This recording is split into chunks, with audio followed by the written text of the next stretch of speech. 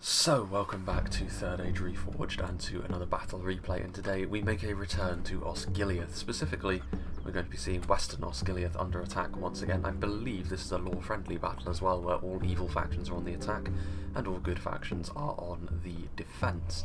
Should be quite interesting, this one, and as I've said several times before, OSGILIATH is a very difficult settlement to defend by any metric, the ruined version especially, because on the back end here it's very exposed, and if the attackers play their cards right and use their skirmishers effectively, in addition to of course all the superior numbers that they can bring to the field, it should be really rather difficult for the defenders to win, even with some of the luxuries they are afforded in the current patch of Reforged with the likes of javelins and such, but we shall see.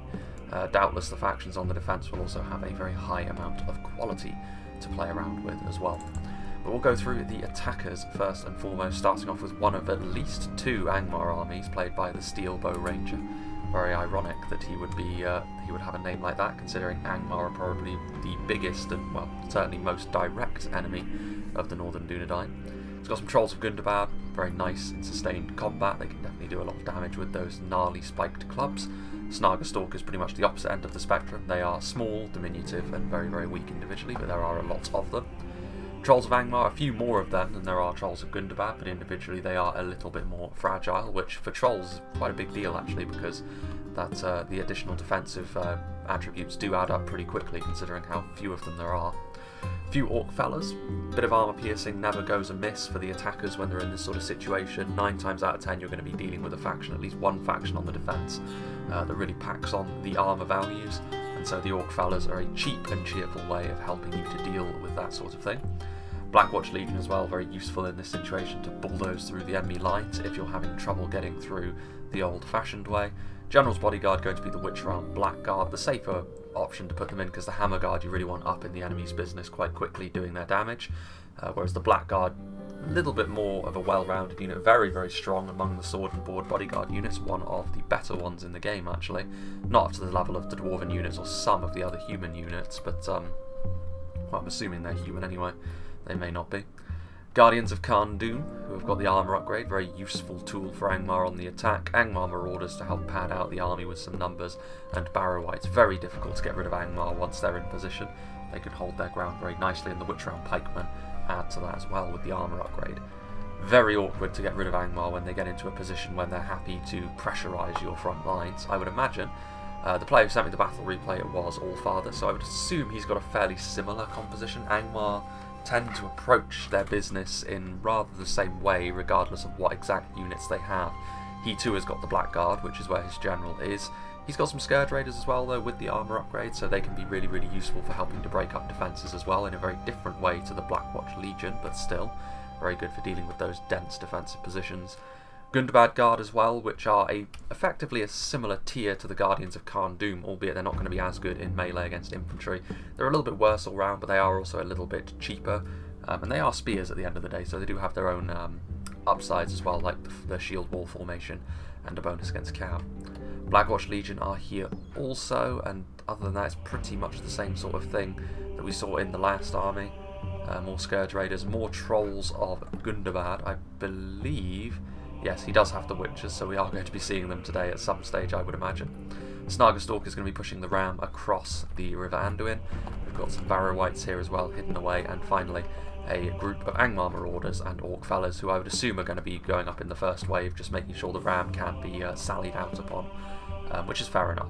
OSGILIATH, from this angle at the very least, you're going to probably take more losses than you would if you're on the other side of the river sieging the ruined walls. And the final army on this side of the river is a runic one under the command of the Warlord. He's got some upgraded E-Strong crossbows. It'll mitigate their vulnerability to enemy archers somewhat, but of course the main thing with them is their armor-piercing missiles, as it is with the Balkoth tribesmen. Balkoth tribesmen, I should say. So some nice armor-piercing missiles that will be in support of the Angmarim. And the rest of his army is outside the walls. Doesn't really matter though, because it will take them a little while to transition all 3 of their armies across the river anyway, so it's not really that big a deal. Gamprim, some halberdiers. Angmar didn't seem to bring any halberds actually, so it is perhaps nice that Rhun have got that armour-piercing phalanx of theirs. We did see some Witch-Round Pikemen of course though, so it wasn't as if they were completely defenceless in that regard. Eastron Warriors, very vulnerable to missile fire given the way that Reforged works, however they are slightly stronger in melee than the Eastron Clansmen. I still prefer the Clansmen in the Reforged meta personally. I think they're just a little bit better all around, especially considering their ability to take a bit more punishment, but still it's neat to see these strong warriors. They're a seldom seen unit for that very reason. Flagrim, a very seen unit often because it gives Rhun that AP edge that they are so known for. Very nice to have them on the front line. And then the Scion Room, of course, who are the only sort of Golden Boy unit really that isn't armor piercing. They're also the most expensive, but they're also by far the tankiest. Very, very strong, the Scion Rim in that regard. Gamp Rim, more Eastron warriors. We've got some, I think, yep, some Gnar Rim out here on the flank. Flaming Arrows are purely cosmetic, or at least mostly cosmetic. But still, looks nice. Adds to Rhun, certainly. A third unit of Eastron warriors. And finally, some Inas Rim, which is an interesting inclusion. They're certainly not the monsters they are over in DAC, where they're one of the stronger cav units in the game. They are definitely eclipsed by all manner of multiple HP cavalry when it comes to Reforged, but that's something in the game which, of course, I've mentioned several times at this point. We also have Shaun of Gondor, who, rather ironically, is playing as Harad, besieging one of the mighty Gondorian holds. Haradrim archers, very cheap archers, but on this side of the settlement, very, very useful potentially if you get them into the right position. Good for getting that value. Southron archers a little bit stronger. We've got some, I do prefer the Southron unit model, the sort of darker colour and the slightly more high quality textures and so on they have, as opposed to the Southrons in what is the current version of DAC and a few other things as well. Excuse me. I think that's 2 units of Demons of the Desert. Indeed it is. A worthwhile investment perhaps, but it does take away from the money that Harad can spend on what is quite a useful infantry force. Maybe not tanky, but definitely damaging, so a bit of a risk perhaps, but a risk that can certainly pay off if used correctly, but that is a big if. Beast Hunt's of course the lighter Javelin unit. Dismounted Serpent Guard here. We've also got some Southron Pikes, a couple of units of Trollman, another unit of Dismounted Serpent Guard, and finally the General going to be in the Champions of Nefra. So potentially a very small but an army with punch. We shall see if that pays off for the attackers. And finally we have Umbar, played by Bloodbath McGrath. He has got some Balagaya pikemen here on the front with some Corsair fencers pushing up the ram. That's an interesting choice. They're probably one of the units that the defenders would very much like to focus down. Adonayim Shield Guard, an extremely tanky unit of spears. Balakith Axe Guard without the armour upgrade, actually. Their armour is merely average rather than decent. Same goes for the Balakith Shield Bearers in behind, but they at least have that shield value to help mitigate that somewhat. Both, of course, are armour piercing though. The Remnant of Old Numenor with the bloodied white tree pushing around the trebuchet. Corsair Infantry, we've got some more Adonai. Actually, no, those are Narun Ari Royal Guard. Fantastic archer to have out here to skirmish, potentially. Blackguards, Alcarondas Legion, and some Narun Aru Sentinels. Be interesting to see if there's some Hashari Rangers and Corsair Rangers, or Castamir's Rangers, I should say, here on the outer section of the settlement, because that would be potentially devastating for the defenders within. Speaking of which, we do have Gondor, so they are here defending their own city. The Athelian Rangers will be absolutely vital in their efforts to hold on to it. Pelagian Marines as well will be a good supporting tool for their solid front line as ever. Gondor Infantry with the upgrades. Guards of OSGILIATH as well, which will be really good actually at keeping the Umbarim and Haradrim at bay. Citadel Guard will be very good actually against the forces of Umbar in particular, less so against Harad, but of course they're still good at holding the line even there. Guards of OSGILIATH, we also have some Nimlothian Honour Guard, very, very nice. Grizzly Fox playing as Gondor. A second unit of Athelian Rangers, you'll often see defenders do that when they have the money to. Some Gondor Spearmen over here again with the upgrades defending this gate. So it'll be interesting to see how they reshuffle their defences here. A couple of units of Fountain Guard, because it's not often you see both attacking armies on this side go after a single gate. Could be a bit of a mistake potentially. We have Pantagruel again, who looks like he's gone for 2 units of Blackshot Dragon Slayers, one of which has got the General in it. So very good in melee, but of course the main thing are those wind lances they wield. We also have the Vengeful one playing as Mirkwood with some upgraded Elven King's Palace Guard. His General is going to be in the Elders of the Elven King. We've got some Dalian Royal Guard. Again, this is, I don't believe they've got armor-piercing missiles. I think it's a red herring. It certainly should be. If someone gave them armor-piercing missiles, it really takes away from the majesty of the Blackshot Dragon Slayers. I know the Dalian Royal Guard are a bit pointless as is, but there's got to be a better way of making them worthwhile than that. Keldrin River Patrol. So we'll work under the assumption that they're not AP, but we'll see. Upgraded Bardian Marksman. Dalian Bowman Dale, of course, very, very capable in a skirmish fight. Several units of dismounted Earls of Dale. Got some Dalian Bowmen over here as well. More Bardian Marksmen. Some Ents.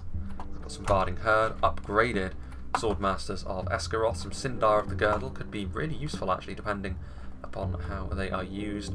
Barding Herd down there, Mirkwood taking the front gates here, Blades of Emenduir and Spears of Emenduir, just to make sure they've got some numbers, and then also the Greenwood Watchers with those daggers. Surprised not to have seen any Athala Rangers or Greenwood Rangers up till this point. There are the Greenwood Rangers just in behind. Hiri Lang, Woodland Protectors, Hiri Peng, and Hiri Alth. And that's pretty much it. I'm sure that if there are other units, we will see them reveal themselves as the battle goes on. But without further ado, let's begin. So I would definitely give the advantage to the attackers on this occasion. I normally do in a 5v3. They have a sort of natural advantage as it pertains to their numbers, but especially in a settlement like this, Osgiliath is a very large area to try and defend. If you let the attackers in, you can very quickly find yourselves getting hit from too many angles, so you need to stop the attackers out wide. But as always, I think it's going to come down to what happens on this side of the battlefield. I think the attackers can really pull out a bit of an advantage here if they play their cards correctly. Harad and Umbar complement one another quite nicely as well. Harad have got some savage units that they can use to deal damage, especially against the Gondorians and the Dalians because of their glut of AP. And Umbar, of course, have got that tankier aspect to them. And they're much more at home in a skirmish fight, which they will need to engage in, to be fair. Gondor and Dale are going to be two factions as well, which do really very nicely for themselves. When it comes to a fight there, looks like we're going to actually have a bit of a fight in front of the gates, which is quite interesting to see Mirkwood taking up a position on the river's edge. This does expose them much more to ranged fire, albeit two Angmar armies. Not a huge amount of missiles are going to be coming forth from them. The main culprit, I would think, for a lot of damage being done would be something like the Eastron crossbows from Rhun, or the Balchoth, should they be able to get into range. Balkoth, I should say. But they are coming right on out here. I'm surprised they're not getting any archers up onto this wall over here, because that does give them a nice vantage point. Wardens of Amon-Lank have revealed themselves. They've of course got those armor-piercing attacks in melees with those two-handed elven axes. Very, very good unit all around, very high stats. Not 2 hit points, but they aren't really intended as a bodyguard tier unit, as I said. It's one of those interesting things, like if you're going to have a lot of multiple HP units in a game, you kind of need to standardise that for the bodyguards. It's one of the complaints I would actually have when it comes to Silmarillion Total War, where a few units that are intended as bodyguard tier units, like the Mythern and Tol Galen or the Sons of Ulfang, just don't have... You're not going to pick them in comparison to the 2 hit point units, unless the 2 hit point units have got compromised defence in other ways. And that obviously isn't the case when you're talking about Otorn, Mighty Mo, Arimo, Arantar and that sort of thing, but that's a discussion for another time, I think. As for now, the Hiri Peng have lined up only a single unit of Hiri Alth. Excuse me. The diminutive Sniger, their heads just barely above the waterline. Good thing it's low tide for the Anduin. But yeah, Sniger Stalkers are going to not do very well against Hiri Alth, to be sure. More on that later, I think. Gondor Spearmen in position. They'll need more than just 2 units of Gondor Spearmen. I do think, however, they can certainly start to transition over a lot of the units they had down and over here. Maybe not all of them, maybe leave a couple of units. One on each of these 2 gates just in case, but I think Dale in particular can send over a lot of good support for Gondor. Dale seems to have invested more so in their archers. Gondor perhaps a little bit more so in their infantry with lots of Citadel Guard, Fountain Guard, upgrades galore, albeit they are slightly cheaper for Gondor. Gondor Spearmen will be decent for holding the line, although the damage they do is going to be a little bit more debatable. They'll be able to soak up a lot of arrow fire from the likes of the Haradrim archers and the Southrons, however. We shall have to wait and see on that. Meanwhile, so they are going to go into the water here. It's not often you see a melee fight in Osgiliath in the river itself. Ooh. Archers opening up. I wouldn't go for the Snaga with the archers. I'm not sure I'd even go for the Barrow-wights, to be honest with you. Barrow-wights, it takes a more high damage projectile to start burning them down quickly. Something like the Woodland Protectors would perhaps be the better choice. Going to try and break them with flaming shots.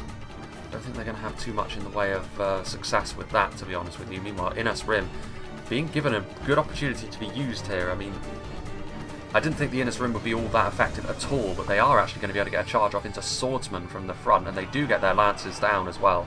That's going to do a ton of damage to these lightly armoured elves.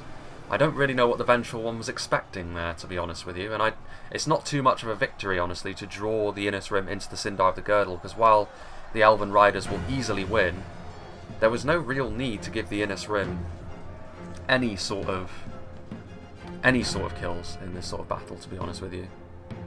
If the Innis Rim managed to get into your settlement and start running around, it's a sign that you've already lost the battle anyway. The Innis Rim didn't need to be allowed to get kills such as that. The Blades of Amenduia are getting cut down. They will be able to still beat Sniger Stalkers, of course. Meanwhile, Sindar of the Girdle carving into those Barrow-wights. I mean, this is a good catch. Charges such as that are one of the main ways in which you can deal with Barrow-wights if they're exposed. Not often you see fights in the river itself, as I said. Harad knock down the gates. The Gondorians wait with bated breath in behind while getting hit by arrows as well. The Innis Rim. Oh, my voice is failing me after already recording that Siege of Eregion. Yeah, the Innis Rim chasing the Sindar of the Girdle off, actually. Spears of Amenduia as well. Meanwhile, yeah. So you can see up here, actually, a lot of damage being done to the Belagaya pikes on the approach, presumably by either Gondorian or Dalian archers. Corsair infantry ripping a few shots into the side of these Gondor ranks, but it was on the side where their shield value was coming into effect, I think. So you can see how little damage it ultimately ended up doing. And over here as well, from the front, these Gondor spears will be all too happy. I mean, if I were the Gondorian player, I'd be happy to just accept this damage. The Gondor spearmen will take losses, but ultimately they're one of the less important units in your roster, and it takes away even the basic ammunition can be a problem on this side of Osgiliath. It's a bit of a puzzle that you have to try and overcome. Serpent Guard would defeat Gondor spears in melee, however, especially with the support of the pikes, but we shall have to wait and see how Gondor decide to approach this. I think they're going to go for the old allow them in and then clamp them from both sides. They'll need more than just 2 units of spears, though, I think. Spears just won't have the necessary damage to do the business against the Serpent Guard. The Blades of Amenduia fighting bravely on the front line. Another charge coming in from the Sindar of the Girdle, who've done really well, actually, to do some damage here to the Barrow-wights. I'm really glad, actually, that we're seeing a fight in the river. It's very different from what we're used to on Osgiliath. I'm quite surprised to not see more units making their way into the river at this point. Yeah, you can see over here the last of the Innis Rim were cut down, some dead bodies in the water itself and some just on the shoreline. The Spears of Amenduia definitely earning their keep there, but the Elves will actually be reasonably pleased with this. The Blades of Amenduia may have taken that initial charge. One of them's only down to 29 men now, so that may be a bit of a problem later on, but ultimately this, again, is one of the less important units from a Mirkwood perspective, though Mirkwood can't really afford to be losing too many men regardless of their relative quality. Sindar of the Girdle charging in. That's the problem with the defenders. Even if you're taking what look to be wise trades, you can't afford to be getting into the mindset of trading too much. Sometimes you need to be getting outright victories. You can see here a few hits being scored on Citadel Guardsmen, Haradrim archers and Southron archers. I mean, they're very strong, of course, with their armour values, with that shield. But a few of these Citadel Guard are falling because they're kind of out of formation here, honestly. Some of them are pointing the wrong way, making them an easier target. Barding Herd are in here as well, but again, among Phalanx units in particular, really heavy lamellar armour. And they also have a slight shield value as well, so very, very resilient to that sort of thing. But not a particularly well-organised line, this, from Grizzly Fox. Like, if the attackers were of a mind to, they could move in and take advantage of the rather scattered nature of things. They would manage to get their ducks in a row pretty quickly, I think, there, the defenders. But even so, that initial spike of damage you can suffer from being out of position can really add up in this situation. Rim getting ready to try and shoot the Sindar of the Girdle, which is a bit of a weakness of theirs. Mirkwood cavalry does tend to be a little bit on the fragile side. 60 Sniger Stalkers running for the hills. Still these Barrow-wights getting charged into, and the Sindar of the Girdle, because of the low mass, the low stickiness as it were, of the Barrow-wights, it's easy for them to get out and then charge again. They don't have the most room to get up really, really devastating charges, but these smaller charges are starting to add up. The Trolls are now in here as well, which is, I mean, honestly, it might not be that advisable to do this, to be honest with you, because if the cavalry charges into the Trolls, they will get skewered. The Trolls, though, against the Blades of Amenduia could break them fairly fast. Greenwood Watchers moving forward. This could be a real problem for the Trolls, honestly. Those throwing daggers that the Greenwood Watchers have, the charging of the Sindar of the Girdle, is perhaps fortunate for Allfather there that the Vengeful One lost Micro pretty badly. And that's going to results in the Sindar of the Girdle having to pull back. The Greenwood Watchers are now getting into position, however. Will they get a volley off? This could be pretty damaging. They will get a damage off. So they don't get any outright kills, but that will have done a pretty decent amount of AP damage. The Trolls also now getting charged. Again though, standing firm. Trolls of Gundam, strong. In come the Hiriauth, the Greenwood Watchers taking a lot of damage. Too lightweight perhaps for the Trolls in this environment. But the Trolls aren't going to last too much longer there anyway. I'm a little bit surprised still to see not an awful lot of movement. They're still relying on the Barrow-wights to slowly wear them down. The Nar Rim in range once again. Fire arrows fizzling out when they hit the river, but any that connect with the Sindar of the Girdle could do some good damage. You can see over here, very, very quickly, the initial assault was beaten back, presumably by Keldon River Patrol. What on earth is going on there? Yes, Castamir's Rangers using their body-piercing projectiles going into the very densely packed shield wall. As much as the shields and armour will be coming into full effect, when you're densely packed in shield wall formation, it actually hurts you against Rangers even more so. Having said that, Gondor won't mind too much that Umbar are using up their potentially priceless Rangers on Gondor spears. But it is a good opportunity to potentially push into the settlement, because at this stage, Gondor won't want to commit anything else to the front line. Keldon River Patrol throwing some javelins out into the field. What are they actually firing at? Serpent Guard would not be a bad target, and that is indeed what they're going for. Cutting down on them. A very accomplished unit of line infantry. That's another unit model I prefer to the sort of standard one the DAC and the base game uses. I like the darker colour scheme, I like the slightly better level of detail. Southron Pikemen trying to pull back. Harad, I have to say I'm slightly surprised that Umbar aren't the ones in the vanguard here. Harad do worse in this sort of situation than Umbar do. I think it's on Umbar to maybe move in with some Adonai Shield Guard or something on the front with Harad, rather than just allowing Harad to accept the bulk of the damage. Umbar are supporting with their archers at the very least though. Barding Herd taking damage from those Corsair infantrymen. Pelagia Marines also in here trying to do some damage to the Southron Pikes, but Harad pulling back. A game of cat and mouse over here, which neither side has come out of the clear victor yet. But that probably speaks better for the attackers, because of course they can afford to trade evenly. The defenders cannot. Angmar Marauders, Sniger Stalkers moving through. The Elves finally run through. It was only a matter of time before those basic units of light Elven line infantry were defeated. One Troll of Gundam survived his encounter on the shoreline with the Elves. Hiriauth, of course, even though most of the time line infantry is not really the best idea against Trolls, but when you're talking about line infantry of this quality, it's absolutely fine. Hiri Peng ripping shots into the advancing Angmarin. There's also some runic units over here as well. Eastron Warriors, Angmar Marauders, all easy kills, you would have to say, for Elven Archers. What are they actually going after? Nar Rim. And they will be hitting other things here and there. I would definitely be targeting the crossbows now. You may not be able to do tons and tons of damage to enemy infantry with your archers if you do that, but you take away probably the most dangerous to you ranged tool that Rhun have. Meanwhile, Sniger Stalkers, victory is a distinct possibility. I find that hard to believe, but the Eastron Warriors get into the front line without too much in the way of damage, which is quite rare for them. They will still, of course, get beaten handily by Hiriauth under normal circumstances, but the line positioning here is a little bit suspect by the Elves. Another charge into the Barrow-wights, who have been continuously hammered by this unit of Sindar of the Girdle.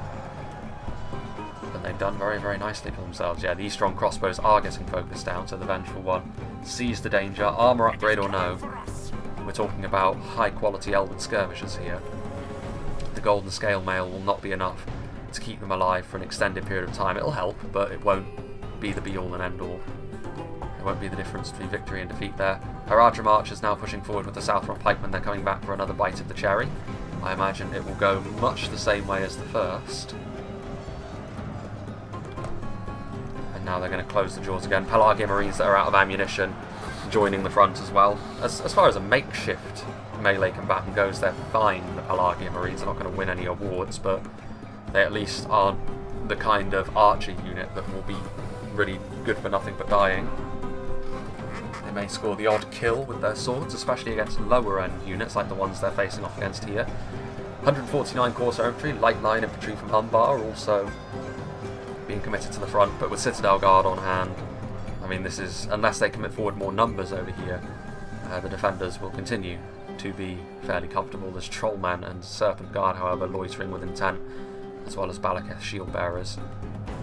I mean, I think Harad noticed that they were really taking the fall pretty hard for Umbar here, and they've sort of squabbling amongst the ranks, perhaps. You go first. No, you go first.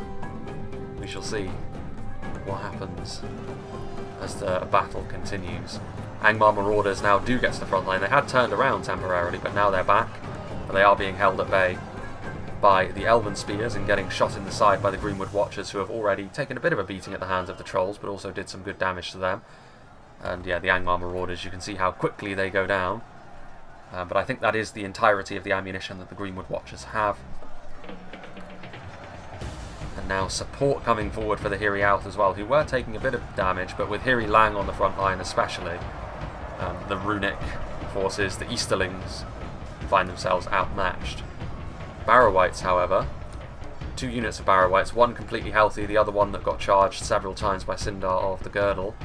I might need a little bit more of that, to be fair. Another unit of Barrow-wights, so a third unit has come forward. The joys of facing more than one Angmar army when you have to deal with a unit like this in great numbers. And I think, yeah, Mirkwood and Dale, both seeing which way the wind is blowing, they're going to pull back, which means this is a rearguard action at this point, although they could offer some covering fire, potentially from up on the walls. Blackshot Dragon Slayers as well, not the worst choice for going after Barrow-wights, I don't think. The Sindar of the Girdle, I mean, yeah, you may as well use and abuse your Sindar of the Girdle here. And they actually pulled back their spears, and in the void they charged in with their cavalry, doing a bit more damage to the Angmar Marauder. So it was relatively brief, but we did see a defence of the coastline. Now we're going to go back to a more traditional use of OSGILIATH with the walls and the gates. Another charge coming in. Sindar of the Girdle coming to the end of their effective use, but continuing to get good value. They've done a lot of damage to Barrow-wights. They helped against Trolls and Inas Rim, and any kills they get against the Angmar Marauders really just gravy on top. Those Eastrons took a lot of damage, but now Angmar and Rhun will need to get the main body of their army across the river. The Ram, I think, is still somewhere in the middle of the Anduin, so they'll need to get that rolling forward to deal with the gates, which of course means in terms of an actual battle, it's over on the western shores, where we will see the action as it happens for the time being. And still, not enough numbers and not enough quality is on the front line here to trouble the Gondorians that are fighting for this gate too much. I think there are some Trollmen in there now. Indeed there are, only 19 of them, I would imagine. Yeah, there's a lot of them that are dead right here, which suggests to me something shot them. And that something could very well be the Kelvin River Patrol, which means a huge amount of value from a relatively cheap unit of Javelins if they managed to get that much damage done to the Trollmen. I don't think it would have been anything else, because they were close enough to the ruin that arrows probably wouldn't have been able to do the damage, because they would have had to loop their shots. Meanwhile, poison arrows, which means the Serpent's Fangs are here. They are shooting into, again, the front of the Elves of Dale. Very heavily armoured, shielded. A strong unit, so any one you can kill means it's one that you don't have to deal with in melee later, but even so, they're better equipped than most, and the Serpent's Fangs don't have that much damage. Neither of these two units really, the Serpent's Fangs nor the Nairon Iron Royal Guard, are designed for maximum damage. They're more designed to be good at trading, and the Serpent's Fangs have got that extra element of potentially being able to rout people with their poison arrows, but in this situation utility is going to be fairly limited. I doubt they're going to be able to rout too much of these units. These Gondor Spearmen holding back the Southrons. There's also some Corsair Blackguards coming in. Haven't seen them use their Javelins yet, but this could be enough to force the Gondorians out of the way. Will the Dalians pick up the slack with their Barding Herd? It does look as though they are going to do that. The large Bardiche-style polearms that they have. Still know the black trails of those poison projectiles. And the Southron Archers trying to get around. I don't know what... I mean, they could have gotten into the Elves of Dale. They would have lost regardless, but the Citadel Guard intercept them anyway, so their fate is going to be the same regardless here, these poor Southrons. Kelvin River Patrol out of ammunition as well, just supporting the Barding Herd on the front line. They are more of a meat shield when they get into melee. Very, very poor. But they'll do their best. and you can't ask for more than that. Meanwhile, over here, towards the gates, the attacking armies menacingly forming up. You can see there, 2 units of barrow wights taking a lot of damage, to be fair. This one is still relatively healthy. That one over there as well. So 2 units of barrow wights damaged, the other 2 pretty much in full working order. Got the Guardians of Khan Doom over here as well. No archers up on these walls, pressurising the attackers as they move forward, which is a little bit of a shame. I didn't notice any artillery over on this side of the river, so there's really no reason why they shouldn't be up on those walls. There's no ladders even. The only way they have in is going to be the gates. This gate, however, is actually open, which is a little bit concerning. Units a little bit too close to those gates. What do we have here? A few units back in the town centre. Ones that presumably routed previously. Here he Pang, firing through the gaps in the buildings. Actually having to loop their shots over though, some of them, so it's questionable. I still don't see why they're not up on the walls, to be honest with you. It's a very bizarre choice. If they had siege towers or catapults where they could knock these sections down, then yeah, I understand why, but they don't. They'll be limited to trying to push through 2 choke points as this battle wears on, so it's a little bit strange that they've decided to approach things in that way. Meanwhile, still ripping those poison arrows into the side of this defensive line. Balakith's shield bearers are a little bit more serious because they have that AP going for them, which is going to be useful against all of the Gondorian and Dalian units that are attempting to hold this gate. The symbol of Umbar and an anchor emblazoned on their shields. Pushing forward, but I still think they need another unit. I mean, yeah, like this one would do. Just anything on the front line, they need some numbers here. They have the momentum now. The Balakith's shield bearers are pushing into the enemy, knocking units back. But they're going to need more men here to continue this momentum. And if they are not forthcoming, this push will ultimately end in failure.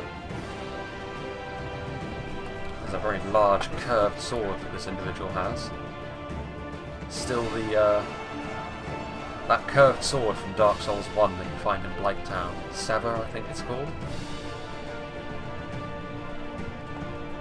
It's a rather interesting choice. I wonder if that was a WK edition. Nimlothian Honor Guard coming to the front line. So Gondor, I think they're looking at the situation here and thinking, well, clearly they're not taking our defence seriously enough. So we'll just put some really quality units on the line, and if they're willing to keep doing this, we'll slowly grind them into submission. Which is fair play. Dale, on the other hand, I think should be thinking about moving over to help Mirkwood with most of their stuff. That's unfortunate for the Sindar of the Girdle. Looks like they ran through their own spikes. Look at this guy. I mean, for once, a unit in mid-air. Oh, he went down. I was going to say, it almost looked like he was impaled on the stake. But yeah, Barding Herd, so yeah, quite a lot of Dalian units over here, assisting Thranduil's folk. Yes, this gate is now shut. Swordmasters of Esgaroth are ready. Use those blades to slay some orcs and wraiths. This is a very narrow gate, however, to try and pass through. Trying to use the 14 E-Strong crossbowman. And this is going to force the Barding Herd to move, to be fair. They're going to have to do the same tactic that Gondor has employed on the outer wall already, get some units onto both sides and then sandwich them as they come through the gates. Mirkwood and Dale need to pay attention here, because if I were the attackers, this would be an ideal time to swarm through. There's some exposed archers that still have ammunition, you can stop them from firing. And there's only one infantry unit that can really block your path. Again, that is something that can be corrected fairly quickly, but it's still something you can take advantage of. And of course, if the attackers can take this area as well, they could get their own troops up onto the wall and start shooting down deeper into the settlement, which I think that would probably be the death knell for the defence at that point. We shall have to wait and see what transpires. Meanwhile, Serpent's Fangs on the front line. The Balakith's shield bearers, when the big guns arrived, when Nimlothian Honor Guard came along and some Gondor infantry backing them up, was always going to be a problem for them. Serpent's Fangs are not going to be enough to reverse this course either. And still, you have to say, Umbar and Harad, guilty of doing that thing that many players are, just filtering in one unit at a time and it not working out very well. You have to say that If this keeps up, Gondor could be outright victorious over here. They need to change their tactics. If they attack with numbers, they could force their way through here. I mean, they need to go to another gate as well, to be brutally honest. They don't have siege towers. They could knock down a section of wall with the trebuchet, which I think would actually be wise. There goes the other gate at the riverside defence. I think it would be wise to knock down a section of wall and start pouring in. Then maybe Harad can go fully through the gate, Umbar can go fully through the gap. Gondor would start to flounder a bit then, but if they keep this tactic up, not going to go very well for them. Witch Realm Scourge Raiders, softening the enemy up, or at least trying to. What are they actually firing at? Ah, here we are. Throwing axes, going after a good target as well, the Hiri Lan. A wise choice of target indeed. Mohiri Peng are back here. Again, they're having the pace of the battle, or the positioning of the battle at this point dictated to them, the defenders, which is never the way round it should be, and that's why I would have put archers up on this wall. It would have made it much more uncomfortable for the attackers to try and pull stunts like this. So the attackers have got exactly what they want at this point. They're forcing the defenders back, making them uncomfortable, and instead of defending a very narrow choke point over here, they may end up getting pushed back to having to defend a much wider choke point, which is what the attackers will want, of course. Swordmasters of Esgaroth. Oof. Greenwood Rangers firing in to the Barrow-wights, and now they're also going to be engaged in melee by some Esgaroth Swordmasters. Combination of the two should be more than sufficient to deal with these wraiths, but of course they are a tar pit ultimately, the Barrow-wights. You have to deal with them in a manner such as this, but that means that's going to be ammunition you're not using on stuff like the Flag Rim back here. Gundam Guardians, Gundam Guard, a lot of Angmar's units tend to be that way inclined, where they just wear you down. Rhun, on the other hand, have got that armor-piercing bite to them, which in particular is going to be useful against the Dalian defenders. This isn't going to go too well, though I'm not entirely sure what the Eastron warriors were thinking there. If they were going to push forwards, I'm a little bit surprised they came forward, gave the Barding Herd a love tap, got slaughtered, and then decided to move backwards. Dalian Paladins are there as well, which will be better against Angmar, actually. Devastating AP damage there. Meanwhile, this is a little bit more interesting. What has transpired here then? Why pull back? Mimlothian Honor Guard with damage. Was it? Yeah, Hashari Stalkers. Okay, so they got their rangers into position, forcing the defence into a different position now. Bardian Marksmen should absolutely be returning fire on these Hashari as they go back into hiding. But even so, they're still not really taking full advantage of this, the attackers. Still too much of their army is waiting further back.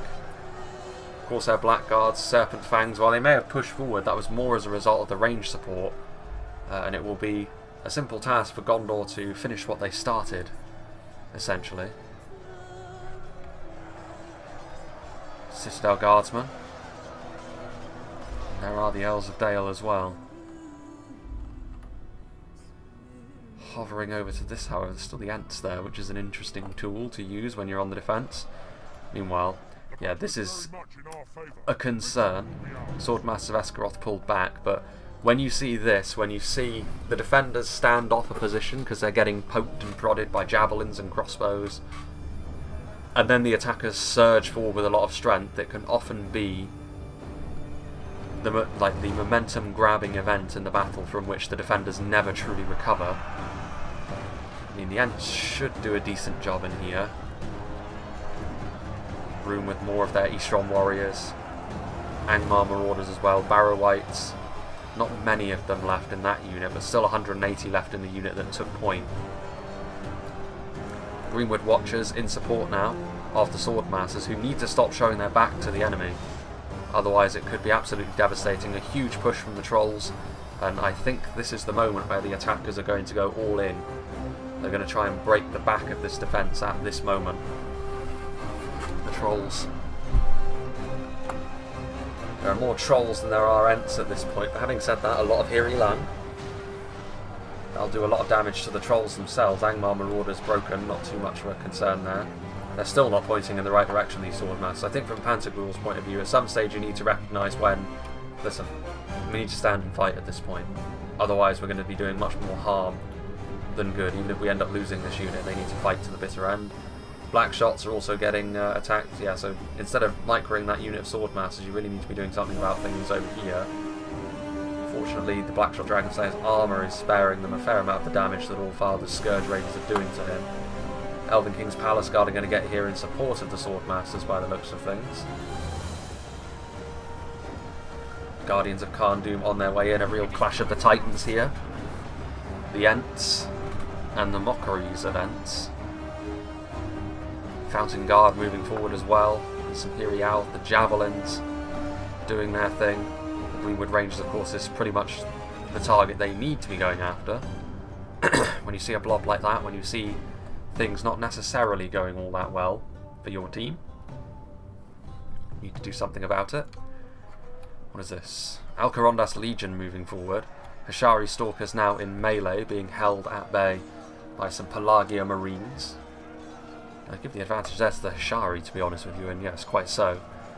They are slowly but surely being victorious. With the Citadel Guard, that changes drastically, however. That is a sign the Alcarondas Legion will be required, but even they won't enjoy being up against the armour-piercing Citadel Guardsmen. And there are still more reinforcements that can be used over here. These Elves of Dale have been having pot shots taken at them for a long time at this point. And not that many of them are dead. Corsair crossbows are a different matter, however. If it's Corsair crossbowmen that are shooting at them, then yes, they will start to fall. Armour-piercing missiles doing their thing. This, though, looking at...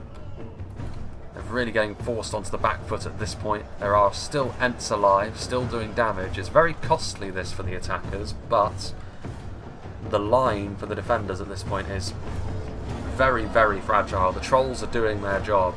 It's exactly the sort of thing the Trolls can be so good at, and then behind them, the line is being established by Rhun and Angmar. The Blackwatch Legion are also here as well, pushing forwards against this line, and here they go. More infantry is needed. Woodland Protectors, I think they just ran out of ammo. That's fortuitous, because they need another melee combatant here to stop the Blackwatch Legion from just doing as they please. Woodland Protectors are in shield wall. Rhun are now pushing in over here as well, and over here the defenders are... they do have units back there that can be utilised. Scion Rim are over here, though. They're going to be able to overwhelm this poor unit of Barding Herd. The Dalian Paladins need to be activated now to do some business against the Flag Rim. Hiri Peng, I'm a little bit surprised the defenders didn't see that, to be honest with you. That's rather poor battlefield awareness. Hiri Peng and Fountain Guard should be able to deal with the Flag Rim that have delved this deeply into the settlement, however.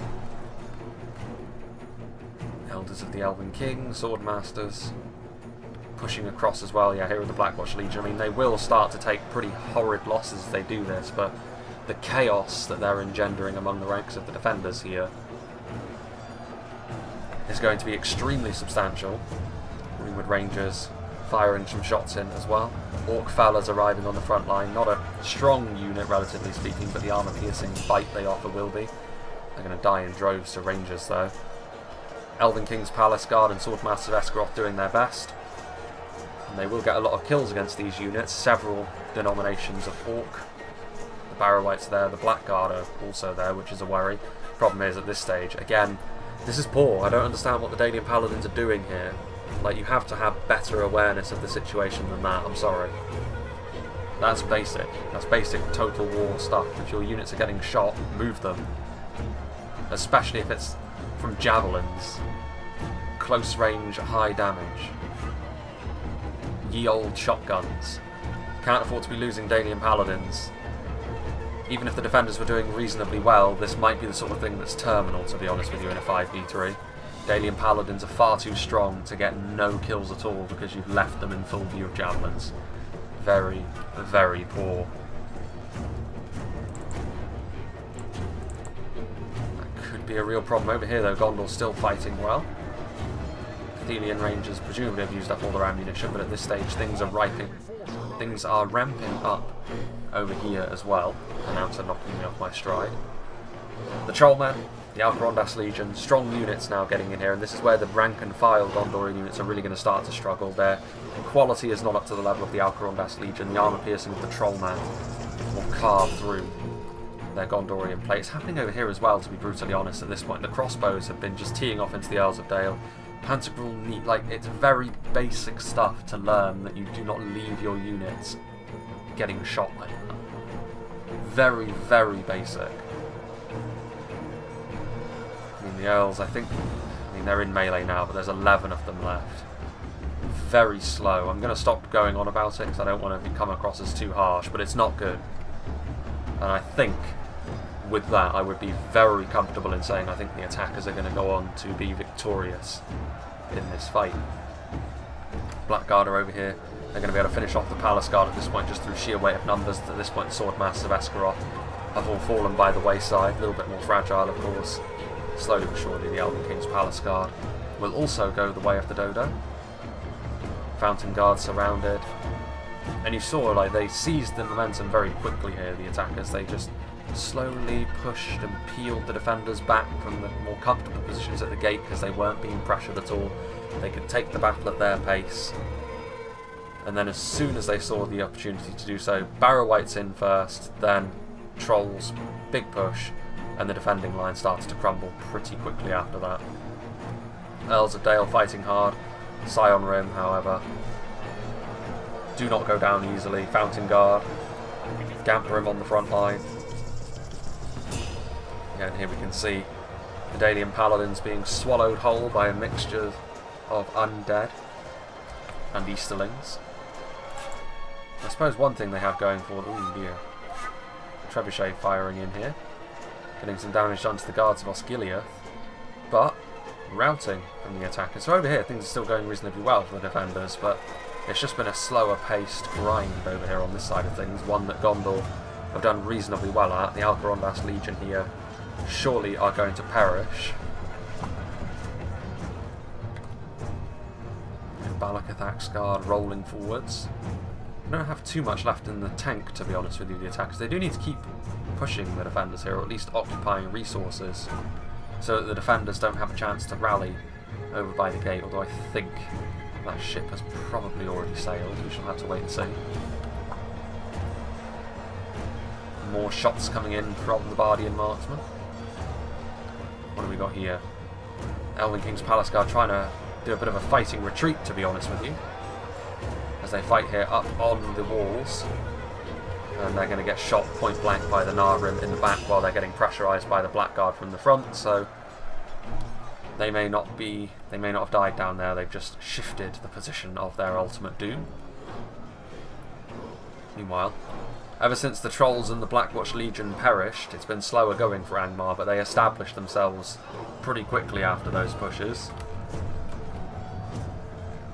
And there's, I mean, to be fair, there's not that much that they've left in reserve. They've got some Cummels Chosen, a couple of units of Orc Fellers, mostly support units. The Blackguard and the Cummels Chosen really the only units of melee strength that they've left behind at this point. So they have gone all in. There is always the possibility that they run out of steam here.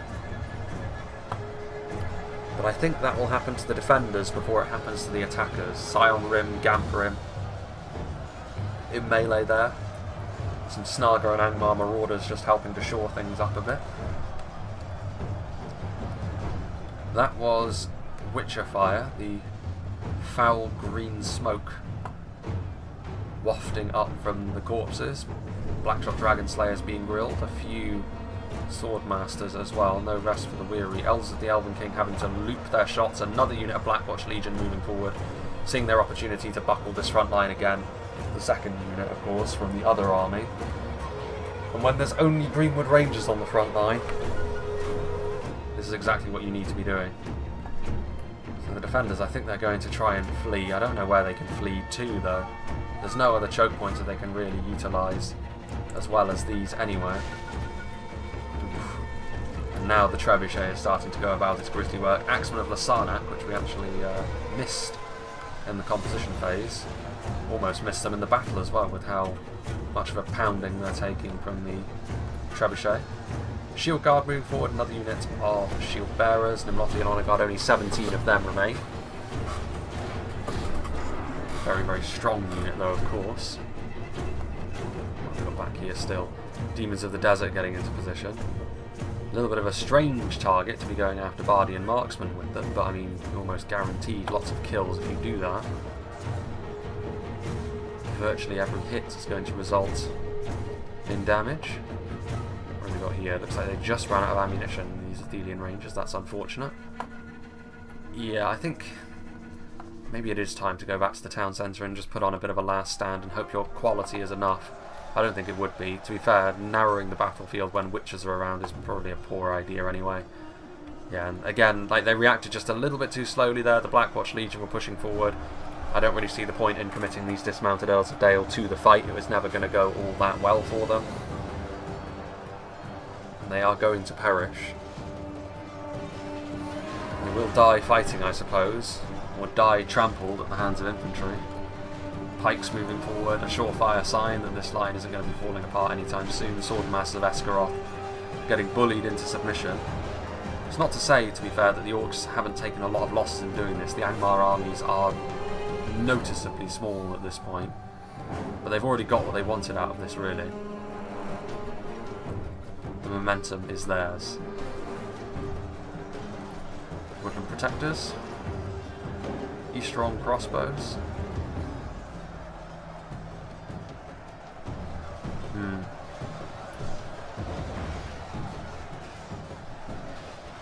there's also the Gamprim as well, and with no phalanx units to answer them, they will be having a very comfortable time of it as well. Flaming shots.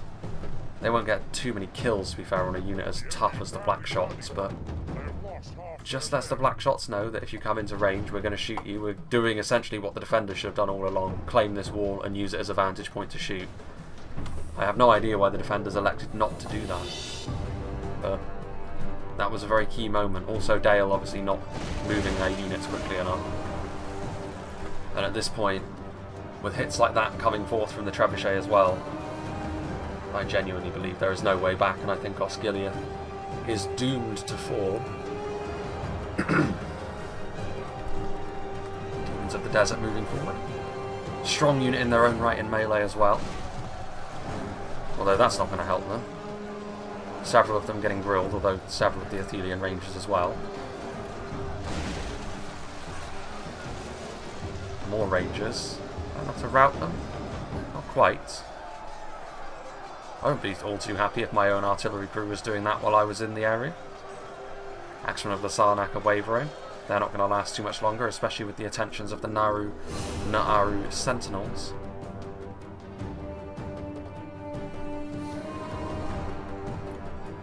Dalian Bowmen pulling back. Again, at this point, not entirely sure what that actually gains you. Desperately trying to put up some sort of defence here, the defenders, but they're getting forced back every time they try to engage in this sort of thing. What have we here? Black Shots into melee. Those Black Shots, who still have ammunition, I think, are being hounded through the settlement by the Witch-Round Pikemen, and now it's really just search and destroy, really. Well, my voice will just hold on, I think, for the rest of this recording, and then it's no more recording for me today. Barrow-wights shambling forwards. But yeah, if ever there was a battle that signifies momentum, it would probably be this one. What have we got back here? Iri Peng, Wardens of Amon Lanka in there. Some Blackguard filtering through the lines. Blackwatch Legion. Enough of them left to deal with a smaller front line, swallowing this Gondorian resistance whole.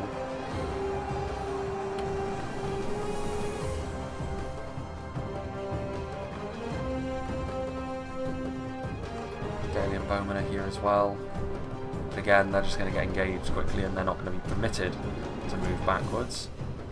Wardens of Minas Ithil, an armour-piercing arch unit, which again, another unit we missed. Significant in the fact that they can do damage, but it's a little bit late at this point. I don't think we're going to be seeing some kind of wild and crazy comeback at this late in proceedings. Doing a lot of damage to the Demons of the Desert over here, though. Enough to tip the balance in favour of Gondor in that melee fight, but that only will last as long as the ammunition keeps pouring. Not much of Umbar and Harad left, to be fair, is there? There's a Trebuchet crew there as well. They've done their job though. Champions of Nafrat are still up. They kept enough of the defenders' attention occupied for long enough, and still The unstoppable wave that is Angmar in this fight continues to pour forward. Oof. Throwing axes coming forth. One of them into the back of the head of the Dalian general. What on earth happened there? That must be witches, right? Yeah, there they are. They're right there. Bit of friendly fire. Not that the witches were really necessary at this late stage of the fight. Throwing axes. I think not content with just killing the general. Woodland protectors are over here as well. And this is going to be the end. Barding herd are routing. Presumably after being grilled at close range by the witches.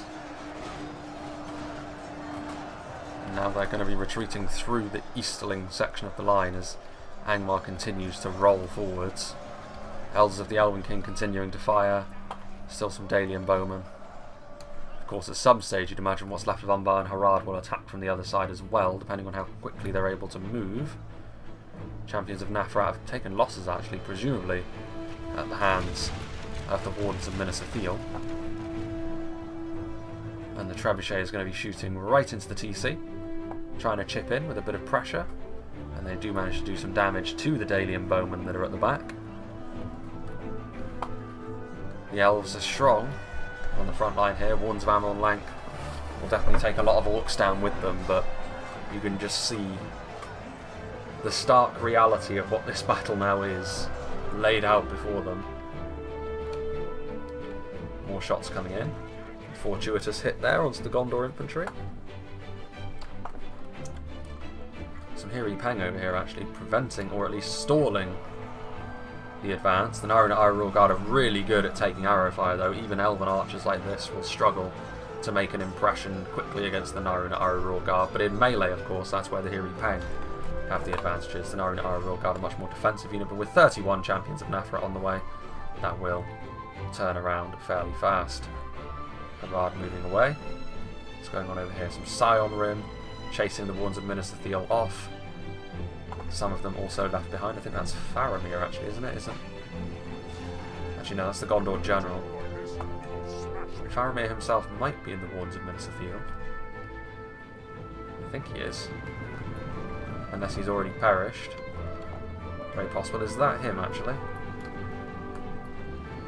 Nope. I guess he's not. What's this? Flag Rim. Finding the gap. Dalian bowmen heading to the front line. Still units back here, so yeah, this is going to be a fairly resounding victory for the attackers. At least the days of Osgiliath having buildings you can shoot through is over. Gives Osgiliath a more solid feel to it, more grilling from the witches. Hiri Peng, the vengeful one, trying to do his best here, but ultimately it's not going to be enough. And actually at this point we can probably go up to ×2 speed. Angmar slowly but surely going about their business in the way that is customary for them. Cummel's chosen on the front line now as well. Wardens of Minas Ithil are fighting. The Witches, the Royal Guard, the Flag Rim, all surrounding this unit of Hiri Peng, which was trying to give them the runaround, and this obviously is going to very quickly be the end of them. The Gondorian general falls at the hands of the Umbar pikemen. Wardens of Amon Lank over here. They will die in close proximity to Rotting Meat. I'm not sure what this guy's doing. He wants to walk through the fly-infested Rotting Meat. Strange man. Meanwhile, Gondorians fighting against the Easterlings here. The Barrow-wights slowly advancing upon them as well. And there's still some Hiri Peng firing in there. Elders of the Elven King also will not go down terribly easily. But yeah, in the end, not the closest. Closer to 20% than 10, but even so, nice to see Osgiliath again. Sentinels here, Flag Rim, They're going to head over there to help. Well, they don't really need to help against the Warns of Amon Lank, to be honest with you. It says victory seems certain. You know, the Flag Rim and the Gamp Rim are actually, I think, thinking of routing because of the rotting meat debuff. But the Scion Rim, not so weak of mind or stomach.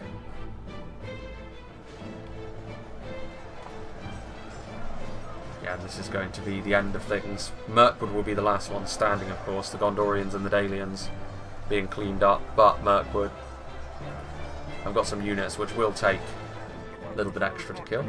Elders of the Elven King, first and foremost among them.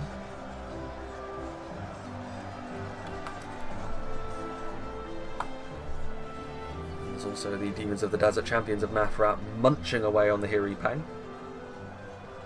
And the player has admitted defeat. I would imagine that's probably Gondor, based on the fact that Gondor has just, well, their last unit is fighting to the death. 2 Warns of Minas Ithil. And there goes Thranduil, shanked by a Barrow-wight, who have been ever-present in this battle. They were the first ones, well, they were involved in the first skirmishes of the battle, and they too have been involved in the final ones. And that's the problem with the Barrow-wights. Like, if you focus them down, you're playing into the enemy's hands, because they are meant to be a tar pit, but if you don't, they just don't die. And you end up having to deal with them throughout the entirety of the battle. Not the most damaging, but when you live for as long as they do, under pressure, you don't need to be the most damaging unit. Finishing off the elves over here, so yeah, the Elders of the Elven King will be the final ones. Ooh, look, there's Castamere. The Easterling General should be around here as well, somewhere as well. Yep, there's the Loka Khan of Rhun. And the Angmar Generals are around here somewhere. Actually, no, that wasn't the last unit left. What is the last unit? Some fencers. Something over here. Oh, so it is these units over here. So the Warns of Amon Lank are actually the last ones up. Maybe it's because this Scion Rim are in an engagement where they have no choice but to face them down one by one. Yeah, I think this is the problem. This guy over here. And against this kind of unit, the armor piercing means that they don't do too well one-on-one, the Scion Rim, but this guy, will he win? Will he be successful? I don't think it's going to matter because he's going to get some assistance from Mace Boy. Will I say that? Yeah, the Easterlings are going to finish him off, and there he goes.